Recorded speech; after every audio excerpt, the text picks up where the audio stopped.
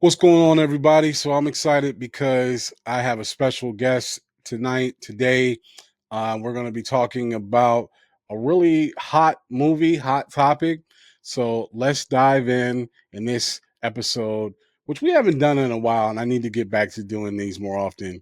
But in this episode of In the Zone with Marcus, let's go. Yeah. What's going on, everybody? Welcome to the channel. So I'm excited because I got my boy and my brother Haden with me from Haden Cinema. You can check him out. I'll make sure I have the link to his YouTube channel on the description. But Haden, what's good with you, brother? Not a whole lot, man. What's good with you? Ain't nothing. I'm digging that background, bro. Yeah. Hell yeah. All right, now, are those your drawings? Yeah, all of those are. Um, So Hayden and I, the reason why we wanted to get together is because first off, we love movies. We've done a couple of these before where we've had discussions. We did the Last of Us, our own little personal breakdowns because we both love the video game and we also love the show. So we did an open conversation about that. But today we're going to talk about weapons. I actually, as you all know, I'm not really big on horror films. Hayden, you had an excellent list of your favorite. Was it your favorites or most recent purchases? No, it was talking about the long video I just uploaded. It was showing off my collection, my The physical collection. media collection Got you. of horror. Okay. So check that out if you guys are interested. He's got a massive collection for all of those like us who gotta have that hard copy. There's something about digital that rubs me the wrong way, man, because I just feel like you don't actually own it. You just kind of There's no physical connection to it. There's something about just getting up off your butt and going and picking one out. pick it up. I uh obviously grew up and lived. Oh, I'm old enough to remember the Blockbuster days, and I love just looking at my collection and kind of scrolling through to see what I feel like watching. So I'm definitely a physical media person myself. So y'all want to check that out. But anyways, I'm not a big horror person, but I love a good movie. And when I saw the trailers for Weapons, and then I saw a lot of the reviews, I mean, all everyone was talking about was this film. And did you see it in theaters? I did. So I missed out on that opportunity. I actually wanted to go see it in theaters, and I never got around to it. So as soon as it was released to digital, I bought it. And I was, I was telling Hayden, I'm gonna end up having multiple doubles of films because sometimes, thanks to COVID, I can't wait for the hard copy to come out. I'll buy it on digital, and then when physical releases, I'll get it again. But anyways, that's silly me. I'm impatient. Yeah. But so I saw Weapons, and I think we both agree that it was a fantastic movie. It was really good. Um, I got a review for that one out as well. Okay, plug it, man. Yeah, check out his Shameless. Sorry. Plug it. So Hayden, check out his website if you want to check out his review of the film. I do not, simply because of the fact by the time I got to it, it was already on digital. But you know, when you love movies, you want to find somebody who to talk about it, especially when it's a good one. And so that's why we're here to kind of chat about weapons, because we actually have different opinions on the movie. As divisive as I thought we were on a couple of episodes of Last of Us, we damn sure divisive on this in a lot of aspects. But I think it's going. We're not like split on it. It's not like 50-50, like hate and love. We both really like the movie. It's a very good movie. Yeah. Or I think we walked out with the exact same opinion from what we were talking about. But like me thinking back and looking at it, my score is actually raised a lot, and there's not much I would change. Yeah. Or I thought that, then you changed my mind on a couple of them. But yeah, I'm really excited to dig deeper into this instead so of let's do this. Let's talk about what we did like, and then we'll talk about where we differ in overall opinion. But to your point, I think we both have came to the conclusion at the end of the day, it was a good movie, and worth the watch. And like I said, I purchased it, and definitely be watching it more than once. It's one of those movies that you can watch, and then you go back and start breaking down the things that you missed before, and like you said, uh, help you even appreciate it more. Um, and no, that's what you go to the movies for. I love movies that have repeat watchability. If it's one of those movies Yes. where it was good, but I'll never watch it again, it kind of takes away from how I feel about the film. You know what I mean? Right. Like, I mean, there's also certain movies that you could rewatch them, but almost the subject matter and certain ones make it hard to rewatch. Like the Iron Claw. The Iron Claw is like officially in is like one of my favorite movies. Whiplash. Whiplash is like my second favorite movie, S- but I don't think I can rewatch them very often because of the subject matters. What's the movie with Brad Pitt? It's a bunch of people, different stories, but actually they do intertwine. Traffic? Is it Traffic? Ooh, I don't Um, know. I don't think I've seen it. I think it's Traffic, but that movie, I saw it one time and it was a great movie, but the content was so dramatic that I can't watch it again. There's some disturbing things that happen and I'm just like, oh, I don't want to put myself through those emotions.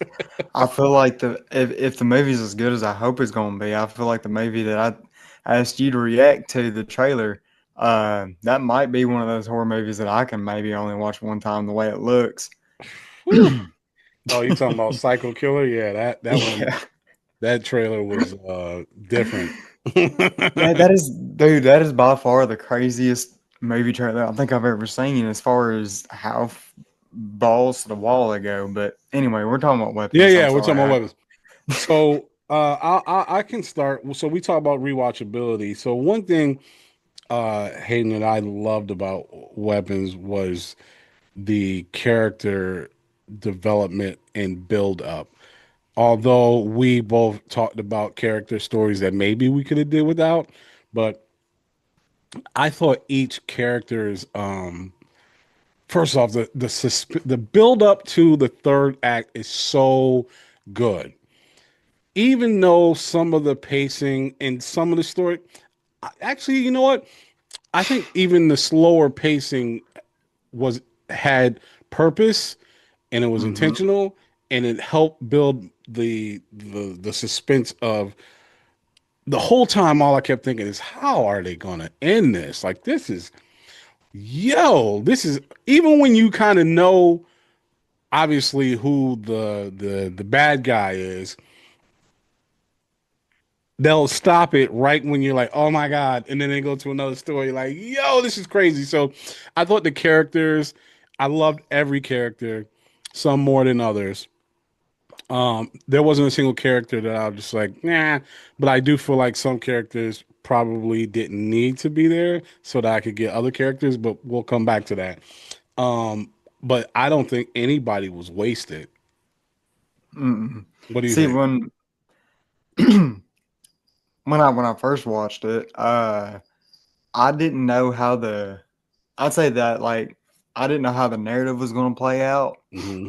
And believe it or not, I actually just watched Pulp Fiction for my first time like a few months ago prior to watching this movie. Oh, that's right. You told me that. That's right. Right. And so and I've always loved movies like that. And obviously, most movies that come out nowadays that tell that kind of narrative where it's a bunch of different stories and characters and point of views, and they all wrap and come at one point and by the end or right before the end.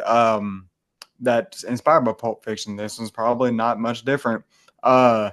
What I absolutely loved about the narrative is it opens and it closes with a young girl. I think her name was like Madison or something. She's a The narrator for narrator, the yeah. film, Hmm. but you do not see her at all. Right. You don't know who Really, she is.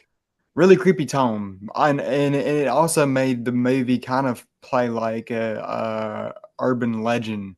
Like she was telling a story, like when you're sitting around the campfire and you're telling these Yeah, yeah, stories. yeah, It's kind of how the movie felt to me. How like maybe these kids were in a classroom and she was telling maybe her friend the story of weapons, where all these kids at 2:17 in the morning got yep, up. 17 out of 18 kids yep. got up and they walked into the darkness, and they were never seen again. So And we then, should probably warn people that we're gonna spoil some stuff here. I didn't do that. let, thankfully, that wasn't a spoiler. But yes, No, it let's wasn't. spoiler warning. Going forward, I'm gonna put the spoiler warning up on the screen because that was not a spoiler, but we about to spoil some shit. So, all Right. But right, yeah, go ahead. I love the like 11-year-old narrator in the beginning and how the movie closes, and then you of course you opened up with the teacher who the kids were taken out of her classroom. You get her perspective first, and I think that it's really smart with what they do with her character, how you feel really sorry for her, and she does play victim. Uh, Julia Gardner, I don't really care for her as an actress, or at least the characters that she ends up playing, like in Wolfman or I gotta see that I one. I forget. haven't seen that one yet.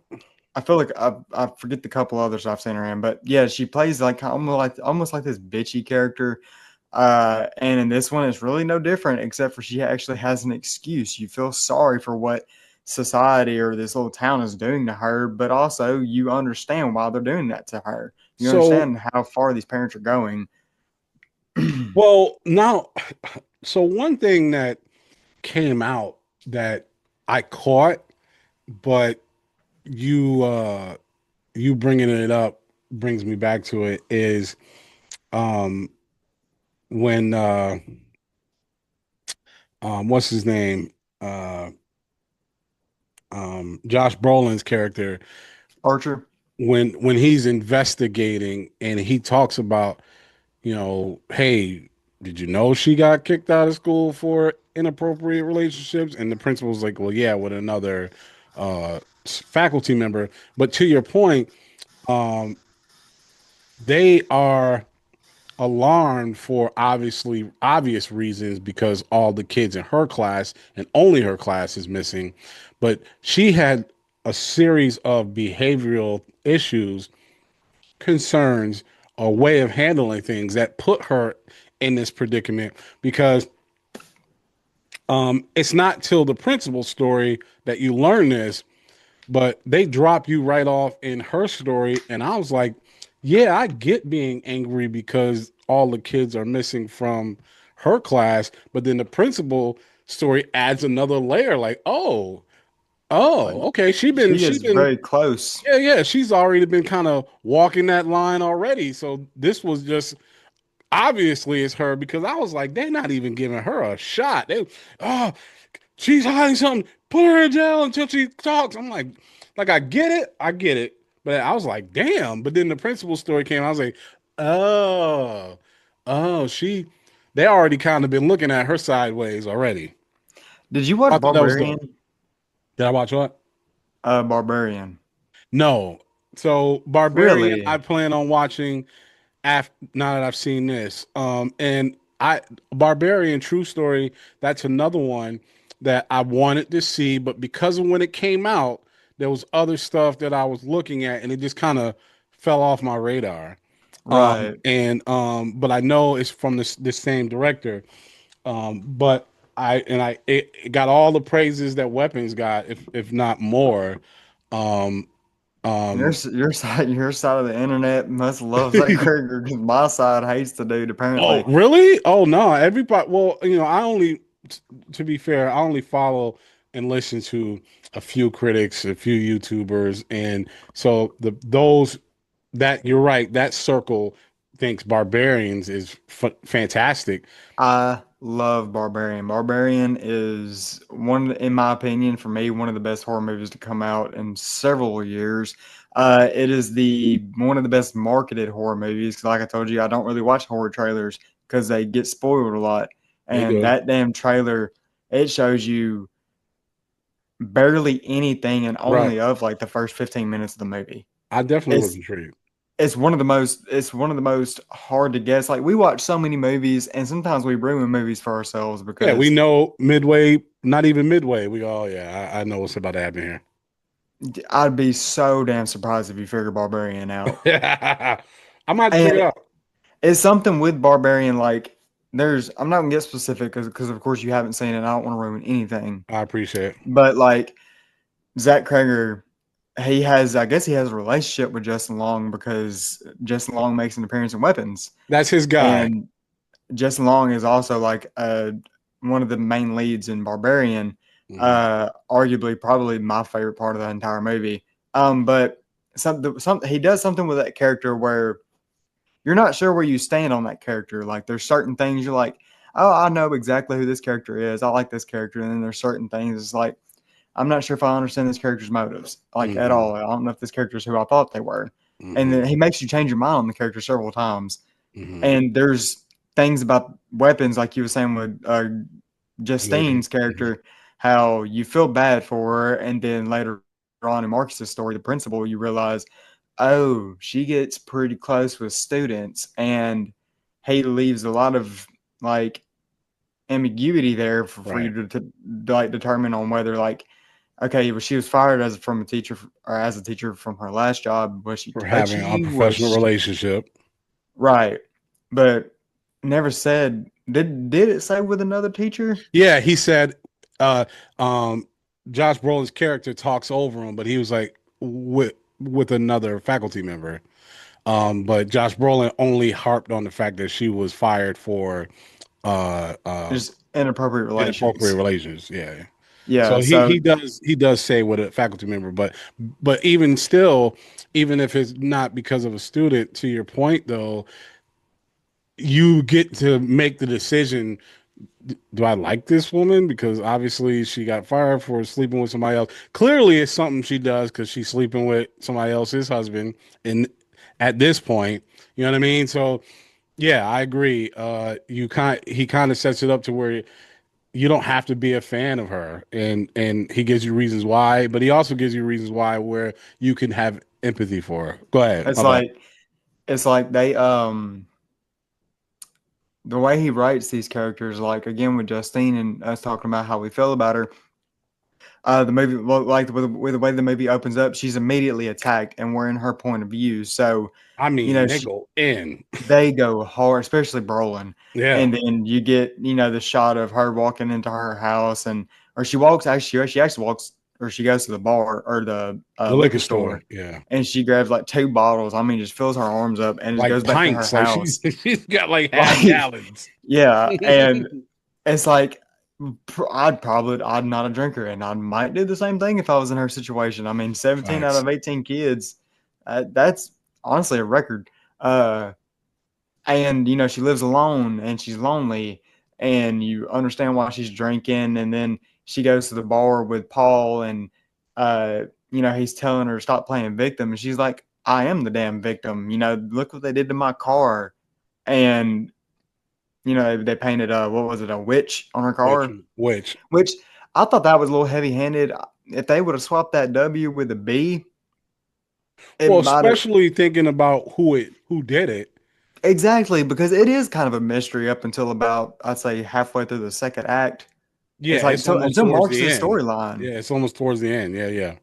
that you figure out it's a witch, and so before that, it's kind of like a whodunit, uh, and they go So I like, mean, I I I I'm not gonna say I disagree, but it was a little bit of foreshadowing, right?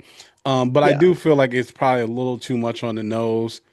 Like mm-hmm, which very heavy when it is handed. a witch that we're actually facing. I hear you. I agree. Yeah, I mean, it's not a negative. It's just something I picked up on, like. But anyway, and so when you're in her perspective, you're on her side. You're like, no, she is the victim. Like the world is out to get her.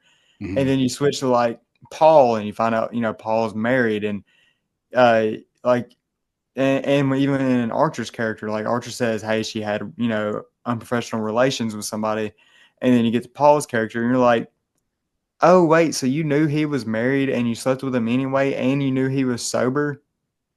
And got him to drink. Like, yeah, she's an ass. Like this Yeah, isn't. she's You're not not the a good hero. character. She's not the hero of the story at all. I think also, I think, and Right. not to get off topic, and I'm sorry I'm talking a lot. I think my favorite scene in the entire movie, or one of them anyway, is the most creepiest scene whenever she's sleeping in the car in front of the little boy Alex's house. And the mom comes out And with the scissors. Yeah, yes, that's crazy. dude, you could hear the air coming out of the everybody in my theater when that scene came on, and When they're and the way she walks out the door, just with scissors in the hand, I was like, "Yo!" I was like that. So yeah, so it's stuff like that he this it's stuff like that makes me look forward to watching Barbarian because the eerie he's like he killed it like little and then just the little hand coming out of the corner with the scissors. You're like, yo, what you about to do with these scissors? exactly. Go ahead. I agree. That was good. Yeah. Dang. Hold on. So I we're just had a. talking about her Julia Gardner's character and how you really discover that she ain't shit. Oh, that yeah. When this might be like one of the funniest things that ever happened to me in a theater. So my theater hardly ever gets packed, and I hardly ever go anymore because it's just a hassle of trying to get the time. And then you do get the time, and it's like ruined. Yeah. But this theater was full. Me and my girlfriend are there. Finally convinced her to go watch this movie, and the whole time there's like this family up in the like front row, and there's these little kids, and they done got up and went to the bathroom like 6 times, but they've been Mm, respectful. They've been quiet, right. so I don't really mind. And what's it called? That scene comes up with the scissors, and then everyone's just like gasping and like holding on to their seat. And we're like, oh, what the hell's gonna happen? Mm. And then tell me why these two little kids come running, hauling ass, and crawling on the floor and screeching Oh no. right after that. at Like at that part? when the tension's at the peak, these Right. two little punks just come crawling, and there's this dude in the row in front of me, but to the aisle, they come crawling right beside him. And I seen this grown man jump out of his damn chair and he yelled, "Oh hell no!" And I thought he was gonna take out running. Yeah, that the timing of that is crazy. Dude, it was so funny. So I want to kind of piggyback on your point about what he did with her character because and he does this with all of them because what you learn is outside of the crackhead, they all were assholes. Like nobody was good in this story. Dude, the damn crackhead was one of the sweetest people I think I'd ever Right. seen in the Right. movie. Like they and that was one of the things that I really enjoyed when it was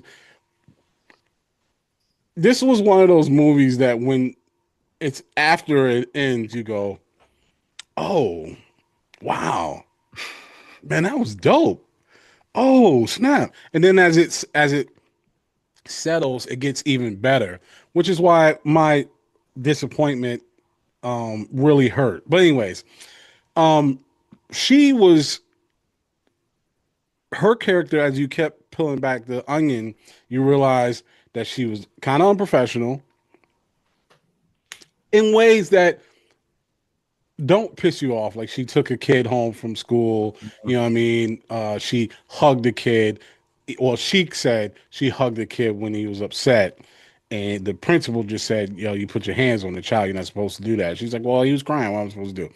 So, to your point, Hayden, none of her behavior, she never took responsibility for any of her behavior, even down to going to the kid's house, following him home and going to his house and knocking on the door. But why is that important? This is where good writing comes into play.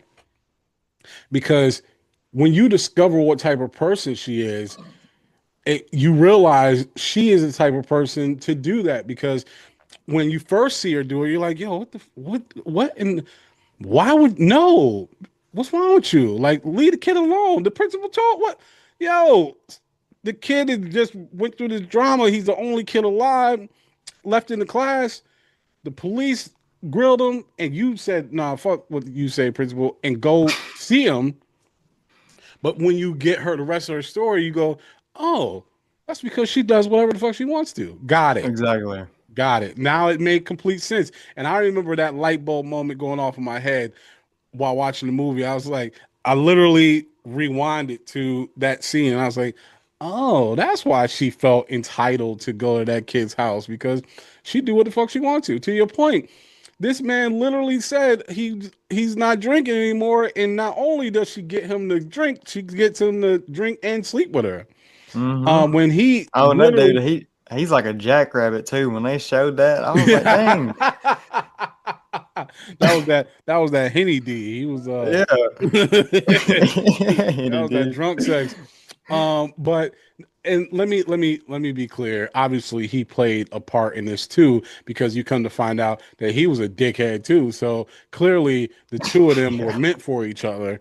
Yep. But just speaking from her character, she was entitled, and her entitlement almost got her killed. And yeah, see, we're gonna have to pause here in a second. Um, and her timing almost got killed. All right, let's move on to it. So her story was great. Um, who was next? The next storyline Pause. is The cop, or right? no, shit. Or is it the principal? I thought it was Archer. So I'm pretty sure it went no, yeah, it went Justine, Archer, Paul, So Paul's was before. Marcus, I know James. Marcus's was towards the end. Yeah, I'm pretty sure. No, it was. I'm sorry, Justine, Archer. It's either Paul or Marcus, one or the other, and then James, and then Whose Alex. whose story ends with the principal showing up at the gas station, and that's how it ends. That's Justine's. Archer's shows the other side of that. No, No, I don't think Archer I, shows I, th- the. Archer's story ends with Marcus running towards them at the gas station Mhm. because Archer shows up to confront Justine at the gas Right, station, and then it cuts, and then you go through Paul, and then right. I think you go to Marcus, and at the end of Marcus, when the big reveal happens, when Gladys a witch, uh, then it cuts to Marcus's story, the principal. yeah, and then it goes to his story ends with him attacking her. Right. That scene was funny. She's running through the damn liquor store, and then the cashier's like, "Get out of my store!" And she's like, "Call the She's like, damn "Well, help cops!" me then." She's like, "Help me then." Like, That's you see this bloody ass dude running through, right, like trying to kill me. It's the right. second time she got attacked in that store, dude. Like, Oh, so yeah, with the wife. So we can go there right now. I thought that scene did absolutely nothing except to show the impact that her choices have on other people. The only thing I thought it did was add an element of, because of how it was shot, like, oh, this is creepy. Who is this woman creeping behind her? So I think it added one additional uh creepy moment, only to reveal that it was the wife and I'm gonna beat your ass. So once ended up being the wife and I'm gonna beat your ass part, that was one of those scenes, Hayden, and I feel like they could have got rid of that scene and gave me more of what I wanted. You know what I'm of saying? Because Gladys, yeah, because like, what exactly did that serve outside of finding out that he was cheating on his wife? But we saw that. uh, We it's saw that. so. I think well, for one that was really interesting, especially like how Krager's direction is. You know, like you see her It was in the shot in the so background. awesome. Yeah, Dude, anytime that chick was in the store, I was like, something about to go down. literally. But no, That's funny. I think it serves very well actually. That's what I'm saying. You get a lot more of Paul's story than in the other stories than you do in actually Paul's. And the only thing you really established in Paul's story was that he was sober and that he was in a relationship. Well, in that he uh set up the crackhead. Like he's Yeah. a dirty cop. You get that he's And a it, and dirty it and cop. it and it was just like a little bridge just to James, who is my Yeah. favorite character in the entire movie, by the But way. but But you don't see that he's a dirty cop in any of the other stories. It's only in his story that you see he's a that's what I'm saying. yeah, Like you yeah. could have. I get how to introduce James and all that stuff. I get it. Paul's story serves a big service in this movie, but the cheating scene or like her confronting her in the store, I think that was really important to show that Justine is guilty. She doesn't take responsibility. She's very pick me. It's her over everyone. Even in looking back on the movie, if you go to the very beginning when we first see her and she's in the auditorium and Archer's pointing her out, she doesn't say anything about the community's concern about the children or what she may know. The only thing she says is, I feel terrible. Right.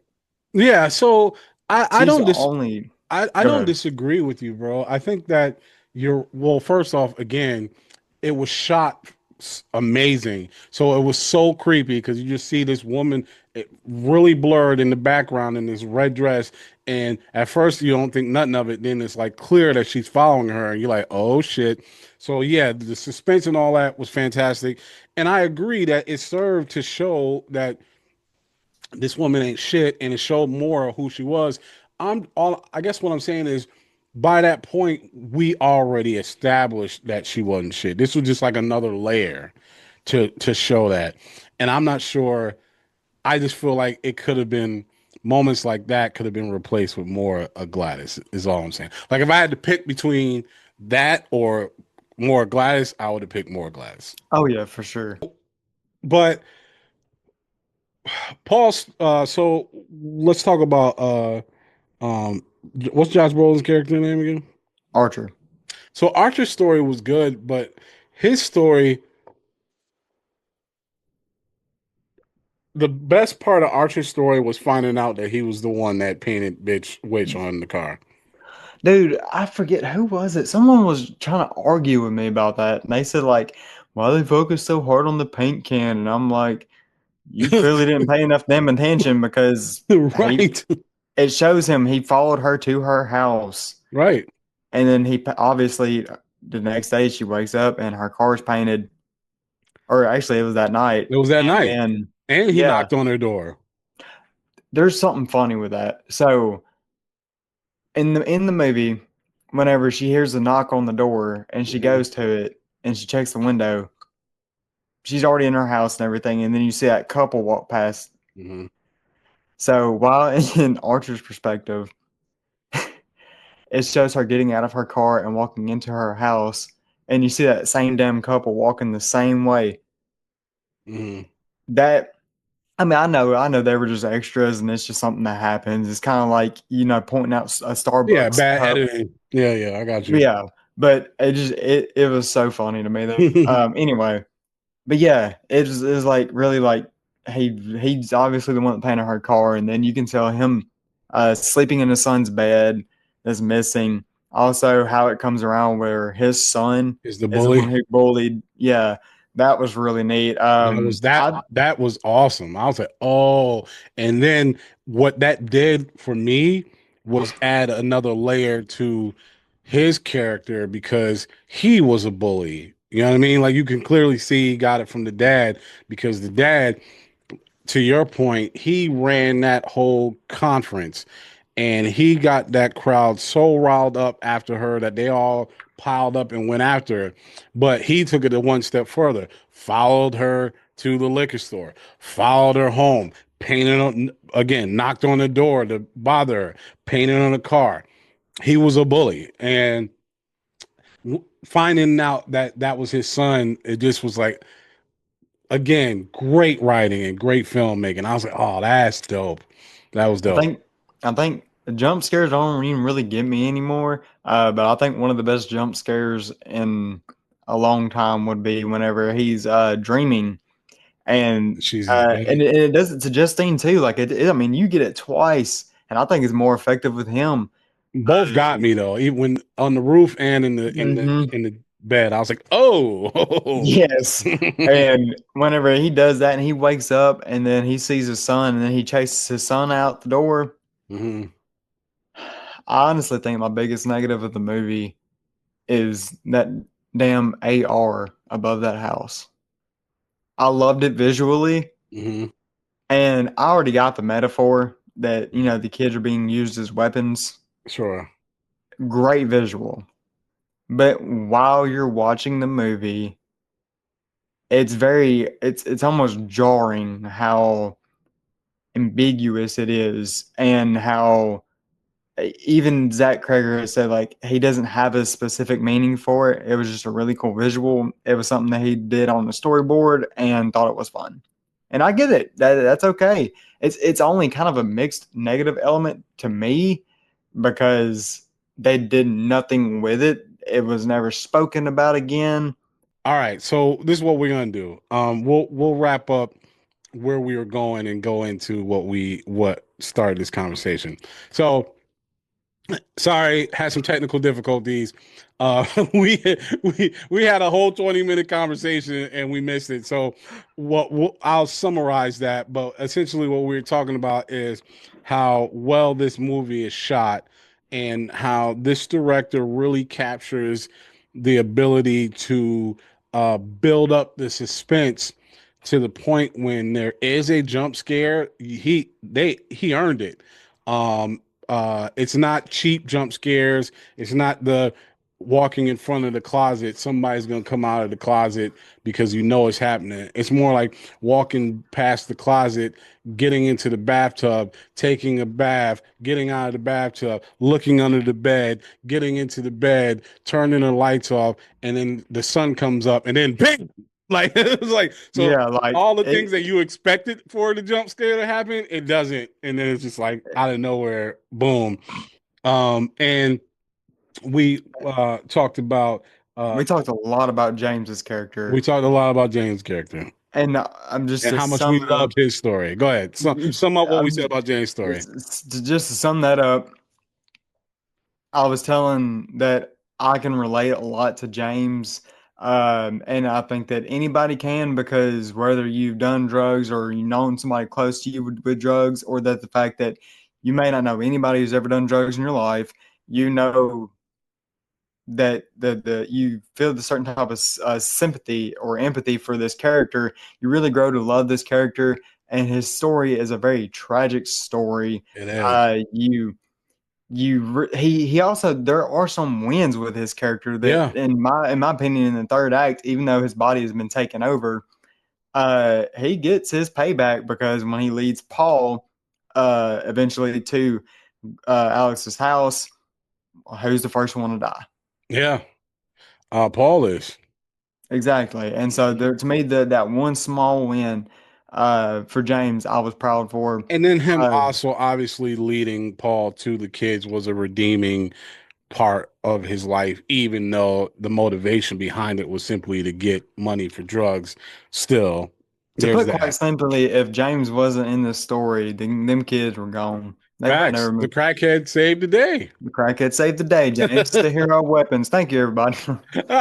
So, anyways, I appreciate that. Hey, not I feel bad. Well, I don't feel bad because you and I had a fantastic conversation. Right. That was a fun conversation. But I feel bad that they're not going to see that. But let's talk about the differences between you and I on this. And like you said, there's not much you didn't like about this film. And same for me. But what I didn't like, uh, I have to watch it again. And what I told Hayden is that film did such a fantastic job of building things up that the third act comes, and I feel like there's a lot of things they introduce, but they don't go back to explain why or to even utilize. They just kind of left it there. Perfect example is Gladys showing up to the two characters. There's no there's reason for it when it happens, but when the third act comes, you're like, well, why did she show up to them? What was the point of that? Why did they see her? Why were they able to see her? Clearly, she did that. Clearly, she showed up to them. And when speaking to Hayden, I use the example of Pennywise the clown. That Pennywise, when the kids started getting hip to who he started doing things to deter them from coming down to the sewers. So he would appear to them in their home and he would leave signs and threatening signs and essentially trying to scare the shit out of them so that they don't come. And if that was her motivation, like these two are on to me, that doesn't make sense because at the moment that they see her, they weren't on to her. And so that couldn't have been her motivation. If her motivation was simply to scare them, okay, but why? Because again, at those points in the story, they weren't on to her. Maybe because of her witchcraft, she kind of knew that these two are going to cause issues for her. But if that was the case, it's just something that they never come back to close Are the you door on. are you talking about Marcus, the principal, and his husband? No, no, I'm talking about Jennifer Garner's character when she wakes up and sees her on the wall, on the ceiling, and Oh, Josh Brolin. yes, that was really weird. Same thing with James whenever Right, she appears in the woods. right. Okay, I get what you're saying now. It was When just kind of yeah, it serves a great purpose when you see it because it's like, oh shit, who's that? What the fuck? But it's then, not explained at all. You're right. you know what I mean? And so that was not a big issue, but that stood out to me when the movie ended. Like, but what was her purpose then? And maybe they make this prequel and that explains that. But that was one of the things that's not a story. It made me feel like the director wanted to do more and couldn't. And actually, it came out that he was going to have Gladys's story in this film, and then decided not to for time, and instead they're going to do a prequel of her. So knowing that made me. And I didn't find out till after I watched the movie and saw the special features. But then I was like, oh, yeah, because it felt chopped. It felt like why introduce that and then not come back to it? And Yeah, 'cause go ahead. I was about to say there's a really, really weird change in tone and there's a weird cut and it felt like something was missing. Uh, and I'm going to say this that I believe that he probably did keep a couple of parts of Gladys' story and kind of throw it in just here and there, mainly towards the end of Marx's story. Hmm. I feel like that could have probably even been in Gladys's story Hmm. and a lot of what Alex's story was. Hmm. And um, I don't know. I think this is kind of going through my head is like kind of like careful what you wish for because you wanted more of Gladys' story, but can you handle a whole entire movie? I Is there a actually wouldn't. right? So is there enough there to keep you satisfied for a full feature film length of time? Whether that nowadays is like an hour 40 to 2.5 hours. Yeah, to answer your question, Hayden, I think this is just an opportunity lost and they should let it go. I don't think that there's enough there. But again, who I could be wrong. This guy is awesome. Apparently, I haven't seen Barbarians yet, but the guy clearly knows what he's doing, and maybe there's enough there for a feature film. But I personally think they should just say, well, yeah, we probably should have included it, but it's cool. We made a great movie. You know what I mean? Who's to say that they're they did they shoot those scenes? I don't think I they don't he doesn't say that they shot it. It's just that he said he had her story in it, but Say one decided day that I would almost prefer if they have shot it, like a director's cut. a director's cut. If they haven't shot it, shoot it and make a director's cut one day because we like Snyderverse, Right. the whole entire situation. Now that's pretty freaking extreme for a film like this, Right. but this one definitely did good in box office and everything. Uh, yeah, I'd almost prefer the questions unanswered Then seeing a whole prequel about it. then because I've always Agreed. thought that a prequel and a sequel can affect how I feel about About the it. original. 100% agree. A 100% agree. remake, never. Right. Well, because it's a different story, right?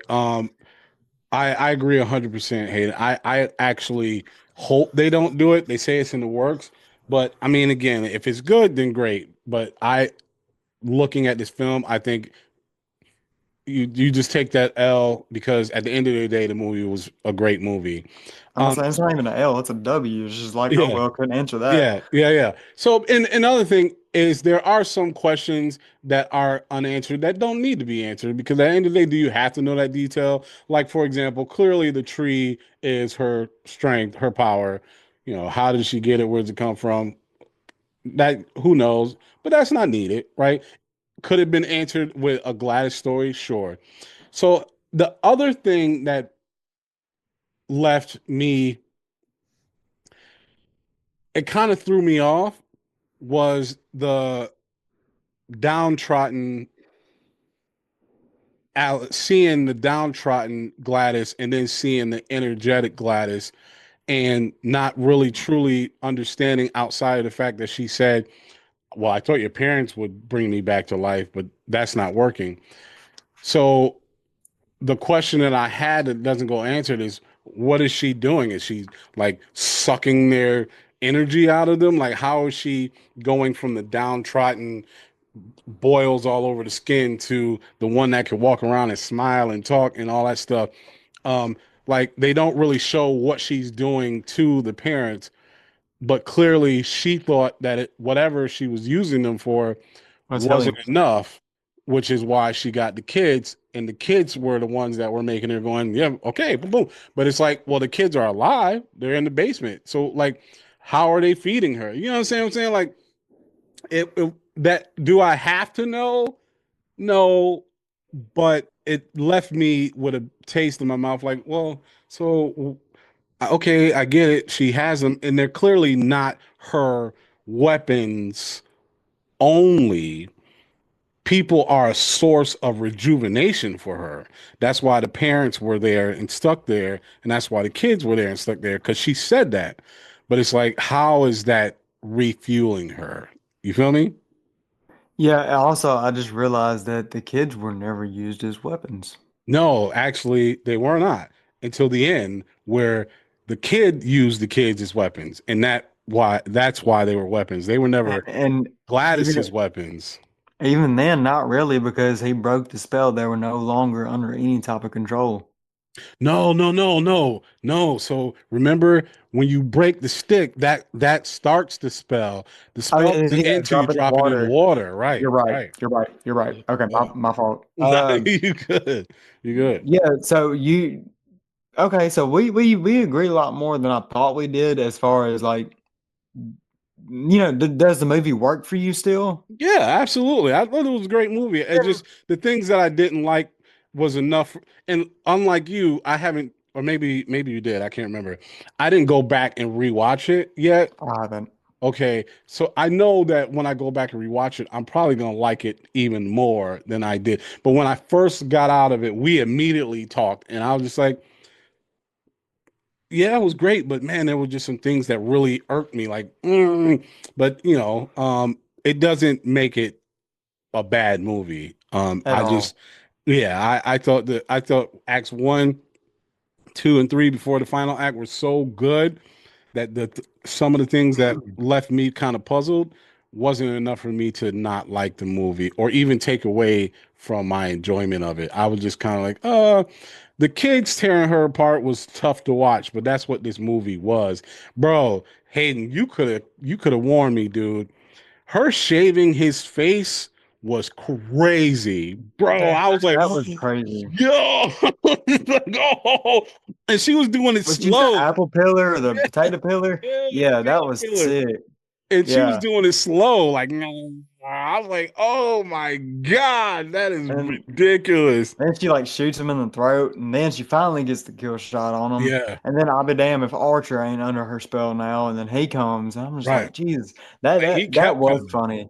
That when James and Archer are fighting, and James keeps getting up, Yeah. And he kept dude, saying, would you lay down?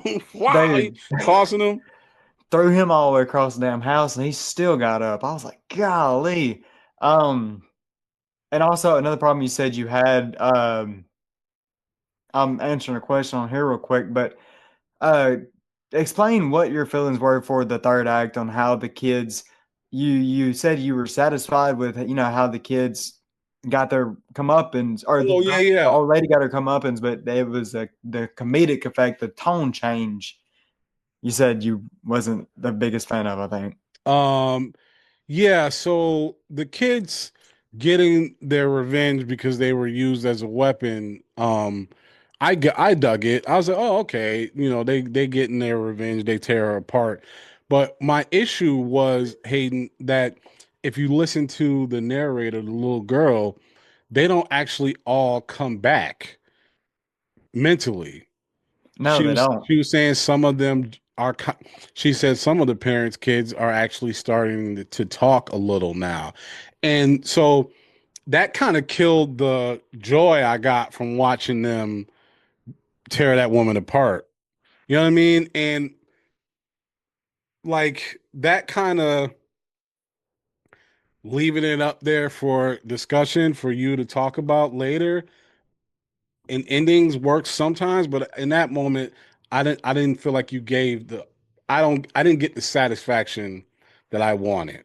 The satisfaction I wanted would have been watching those kids tear them apart, parents get their kids and have a great life. Kids watching kids suffer sucks. So you want to see them win, but they don't. They kind of win, but they have to live with this spell that she did to them. That Um, is like a cancer. right, It's affected others more than it's right. affected some more than others, and um, also the movie does end very abruptly. Yes, it does. Like it now it does cap off, but it's like it's not a round cap. It's a very straight and then drop, Yeah. and Tear apart, it's kids get the parents and scene. a part of me really a part of me really actually loved how it ended when I walked out of the theater, and then the more I sat on it, I think I appreciate how ballsy the just abrupt ending is because there's nothing left to answer or to, I guess, satisfy. It's pretty realistic with, they got away, but it's not everything. Like, They got away, but they didn't get away. Now, right. um, it ends, but I one of the things left is maybe the kid learns that he has to drop the stick in water to really fully release them because they don't get released from the spell. He cracks the stick and they kill her, and that's that. Yeah.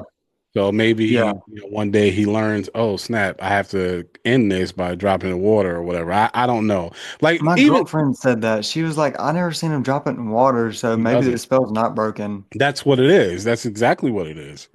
That's what hurt the end for me. Like, oh man, like damn, bro, like you just gonna lead them under the spell, and that's why the girls like, and some of the kids are starting to talk, That's how you do the next movie. It's but it's half not a prequel, sequel; it's a half prequel. sequel. It's half prequel, Oh, half I sequel. got you. The Okay, first, that's how since it's you not make really it. enough, That's how you. Okay, okay. I like that. Instead of a full 2 hour prequel, it's more of a prequel and then wrap up the movie with it as a sequel. Yes. That's doable. Listen, man, I know you got to run. I appreciate you, brother. We got to do this more often. Yeah, for sure. But we definitely picked a good one to talk about, bro, because I actually might go watch it again right now after I was talking about it. I kind of want to. I, I'm still waiting for the physical copy. I'm not gonna watch it until I get the physical. I will definitely end up, like I said, I'm gonna have dual copies of it for sure, bro. But I appreciate you, man. And everybody, do me a favor, hop on Hayden Cinema, check out. He's got some great content. Definitely give him a like and subscribe. Uh, if you're into movies like we are, we love chatting with people in the comments, and we like to do more of this. But let us know what you thought about weapons. Absolutely. And thanks, brother. Thanks so much for watching. Do me a favor. If you like the content, don't forget to click that like button and subscribe. And hit that little alarm button as well so you can get alerted whenever I post new content. And also, do me a favor, share with other people who you think would like this content as well. We have a big goal of 1,000 subscribers we're trying to get to, and we need your help. Appreciate it. Till the next one. Peace.